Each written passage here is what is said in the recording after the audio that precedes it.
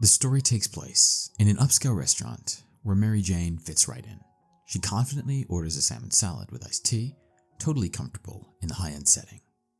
Peter, sitting beside her, tries to keep up. When it's his turn, he asks for a burger, even though it's not on the menu. The waiter stays polite but makes it clear that a burger isn't exactly standard here. Still, he says the chef can approximate one, and Peter goes with it. Then Peter asks for a coffee. Simple enough, except the waiter turns it into a lecture. He starts explaining how coffee is traditionally an after-lunch beverage, meant to be paired with rich desserts, like chocolate mousse or creme brulee. According to him, the proper drink choices during lunch would be a martini, a soft drink, or something more aligned with the setting. Peter clenches his hands and finally says that he needs coffee right now. The waiter corrects him, calling it a beverage. Peter's clearly annoyed, but before things escalate, MJ steps in to calm him. Trying to shift his focus, Peter starts studying the waiter. Something about the guy feels off. He's convinced that he's seen him before. Maybe they are being followed. MJ tries to calm him down, reminding him that waiters change jobs all the time. Still, Peter throws out a half-serious line about the guy being on America's Most Wanted. MJ moves past it. She didn't come to talk about waiters. She wants to talk about them. She tells him she took a step back recently to reevaluate things, and now she feels ready to move forward with him. Peter takes that in and agrees. He's in it too. Then MJ drops something important. She's ready to get back to work, and that might mean being away for a while. But she won't go if it means losing what they've rebuilt. There's a quiet moment, but it's cut short by sirens outside. Peter looks toward the window. MJ doesn't even flinch. She knows what's coming. Peter hasn't moved yet, but mentally, he's already gone. He asks her if she'd wait for him, knowing he's going out to deal with this. MJ says yes, without hesitation. She'd wait for as long as it takes. Peter smiles, and for just a second, everything feels okay. And then he makes her a promise. He'll wait for her too, for as long as it takes. Then, with a bit of that Peter Parker humor, he adds, but only for the rest of my life. Anything beyond that, we'll have to negotiate. MJ simply adds, deal. Spider-Man swings through the city while a car speeds through the crowd. People scream and scatter, and Spider-Man vanishes between the buildings. Somewhere in the crowd, an old man watches the scene unfold. Leo Zielinski, an old tailor, heads down to his workshop. As he gets closer, he overhears a conversation. Killshot, a hired assassin, is on the phone. He's confident. The hit is scheduled for noon tomorrow at a local event. One shot is all it'll take, and he just wants to make sure the payment's ready. Leo steps in, and Killshot turns to him. He asks if his suit is finished. Leo says of course it is. He pulls out a sleek black suit, tailored to perfection. Killshot smirks, pleased with what he sees. Perfect. It's a killer, he says. Later, in the kitchen, Leo's grandson Michael confronts him. He knows what Killshot is planning and begs his grandfather not to stay silent. Leo pushes back. He says what a client does outside isn't his business. That's between them, the cops, and God. But Michael isn't letting it go. This isn't about the past. Killshot hasn't done it yet. There's still time to stop him. But Leo refuses. His business runs on trust and staying out of clients' affairs. If he breaks that once, it's over. And worse, if Killshot finds out, Leo knows he won't be able to protect Michael from what could come next. Michael pushes harder, reminding Leo of stories his dad told him about Leo's own father in the camps, and how he once said the worst thing a man can do is stay silent. Leo pauses. He knows exactly what Michael's father would have said, and he knows it's that kind of thinking that got his son killed. He looks over at an old photo on the wall. Before his son died, he made one request. Take care of Michael. That's all that matters now. But later that night, Leo can't sleep. He replays it all, trying to convince himself to stay out of it. Still, the guilt doesn't go away. Finally, he gets up, stares at an old photo, and walks into the quiet city. As he steps into the night, he mutters one word, Meshuggah. Crazy. He knows. He's not staying silent. Not this time. Spider-Man swinging through the city, trying to convince himself that a quiet night is a good thing. No crimes, no chaos. It should mean a full night's sleep. But he knows himself too well. Quiet means something's about to go down. He thinks about heading home to MJ, maybe settling in with some cocoa. Then a voice calls out, "Hey, Mr. Bug Guy." Spider-Man turns and sees an old man standing. The guy clearly wants to talk. They banter for a moment, but that's not the focus. He's here with a warning. Someone's going to be killed tomorrow, probably the district attorney, at a public event. Spidey's skeptical. Who is this guy? And how would he even know? Instead of explaining everything, the old man suggests they move to a better setting. Spidey says he's got just the place, and the next thing you know, they're in Katz's delicatessen.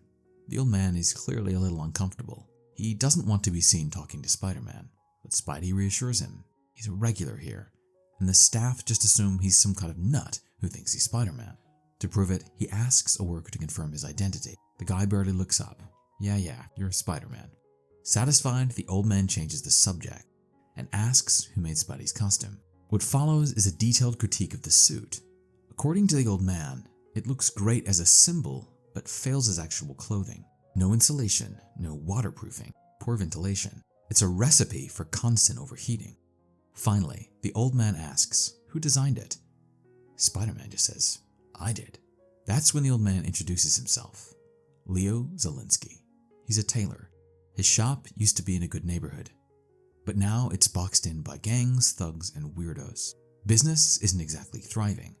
About 6 years ago, everything changed. A bruised, battle-worn superhero showed up at his door, looking for pants that wouldn't tear when he moved or chafe. Leo helped him, no questions asked. Word spread fast. Suddenly, heroes started showing up. Then a few villains. No ads, no signs, just reputation. Leo starts telling Spider-Man a bit more about his work. One of the people he used to work with was Mr. Marvel. Leo remembered advising him to stick with one costume look. Changing things every few months wasn't helping his image. People needed consistency. But he also admitted he liked the wristbands. Said accessorizing was important. It wasn't just about the outfit.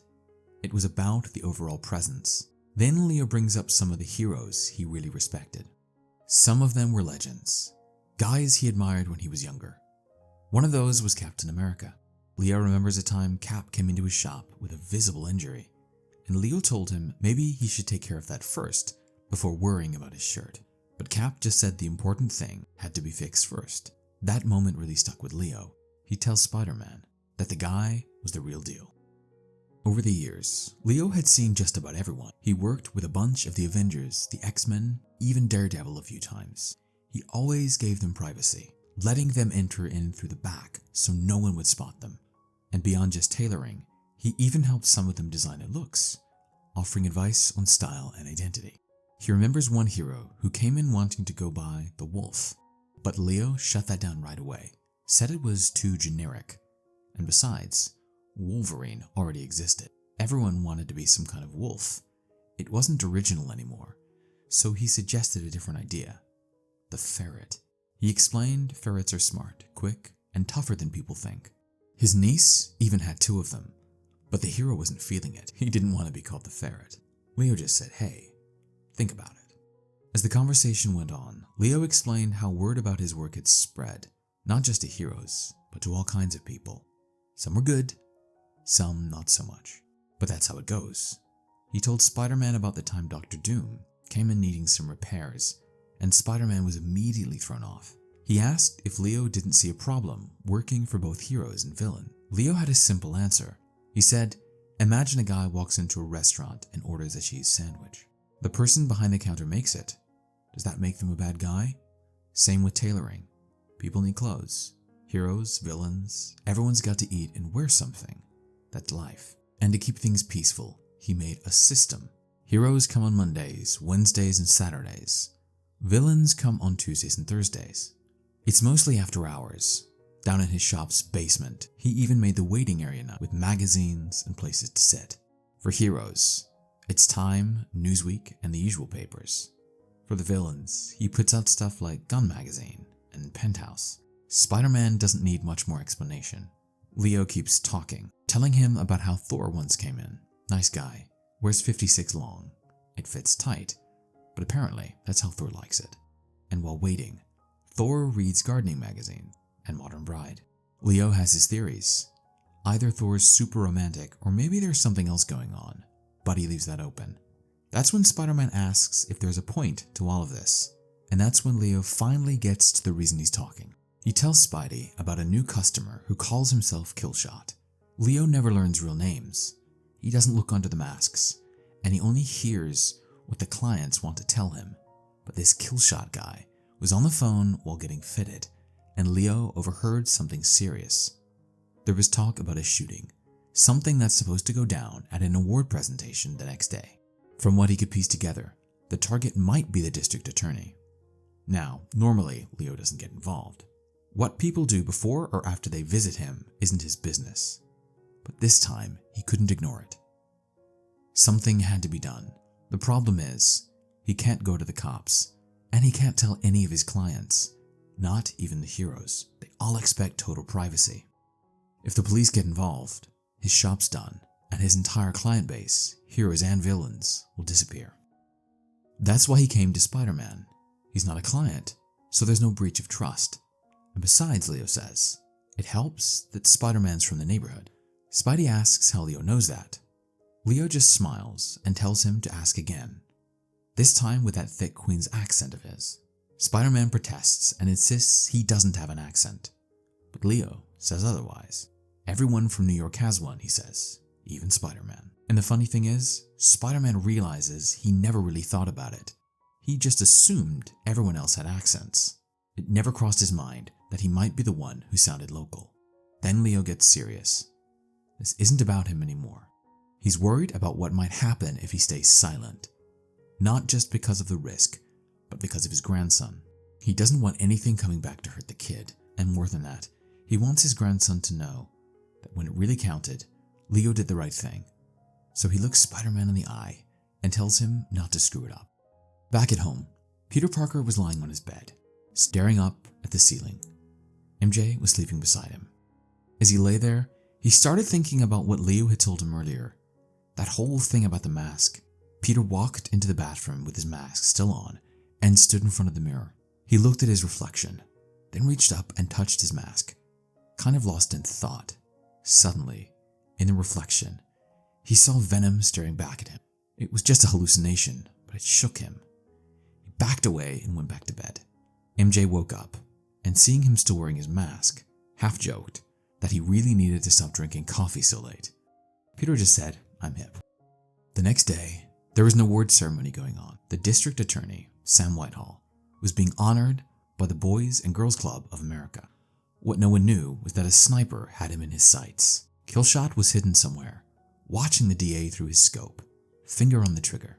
Just as he was about to pull it, Spider-Man swung in and shot a web right for the sniper rifle, yanking it away from Killshot. Killshot wasn't done though. He pulled out a gun and started firing. Spidey dodged, flipping and weaving through the bullets, and even made a crack about how someone with such a reputation for accuracy was missing every shot. Killshot didn't let that slide. He said he wasn't missing. In fact, he claimed he hit exactly what he meant to. That's when Spider-Man looked behind him and saw what Killshot had really been aiming for. A window cleaner was screaming for help. He had lost his grip and was now falling. Without wasting a second, Spider-Man dove off the building, caught him mid-air, and brought him down safely. Later that day, Leo was back in his workshop, helping his grandson Mikey with sewing, but suddenly, the peace was shattered. Killshot burst through the door, gun in hand, shouting and furious. He blamed Leo for the failed hit. He was yelling that no one knew about the job except him and his employer, so someone must have leaked it. He pointed the gun straight at Leo and demanded to know if he had talked to the police or anyone else. Leo tried to stay calm, but when Killshot turned the gun toward Mikey and shouted again, Leo didn't hesitate. He threw himself at the gun and yelled for Mikey to run. There was a struggle, and Killshot managed to shoot Leo in the shoulder. Right then, Spider-Man crashed through the window, kicking Killshot away from Leo. He told everyone to get down, and the fight was on. Outside, some people had started gathering, watching the chaos unfold. A moment later, Killshot came flying out of the workshop, completely wrapped in Spider-Man's webs, landing on the ground, unable to move or speak. Later, the district attorney came to check on Leo. He asked if Leo would be willing to repeat what happened in court. Leo said he'd be happy to. A guy just broke into his shop and attacked him for no reason. What's the neighborhood coming to? Spider-Man added that he had just happened to be nearby during the awards ceremony when he saw the reflection of Killshot's weapon. The DA thanked him, saying if Spider-Man hadn't acted, he might not be alive. But he also mentioned something else. Apparently, Killshot claimed that Leo was running a secret operation and knew what was going to happen. Said they could search the place. Leo played it cool. Did he really say that? The DA didn't push. He said that if any of it were true, then it meant both Leo and Spider-Man had just saved his life. But what were the odds of that, right? He smiled, told them they had better things to do, and left with his team. Once the place quieted down, Spider-Man asked Leo if he was going to be okay. Leo said he will be. Some clients might raise their eyebrows, but thanks to how everything went down, he didn't think too many questions would be asked. Mikey looked at Spider-Man and said proudly that Grandpa Leo had saved his life. Spider-Man nodded and said he had. Then he added that it's not the costume that makes someone a hero, it's what's in their heart. Mikey wasn't buying the sentiment. He told Spider-Man he sounded just like his teachers. Really corny. Leo laughed and said Mikey was just excited. Spider-Man smiled and admitted the kid had a point. Then he asked Leo about a piece of paper he was holding. Leo handed it to him and explained. It was a thank you. Something he had designed for Spider-Man. A costume upgrade. Most heroes think that once they put on a suit, that's it. They're locked into that one look. But Leo thought differently. He designed a reversible jacket. On one side, it showed Spider-Man's symbol. Flip it inside out, and it became a totally normal jacket you could wear with regular pants. No one would suspect a thing. If Spider-Man ever wanted it, Leo said, just stop by. He'd give him a good deal. Don't forget to like and subscribe to this channel.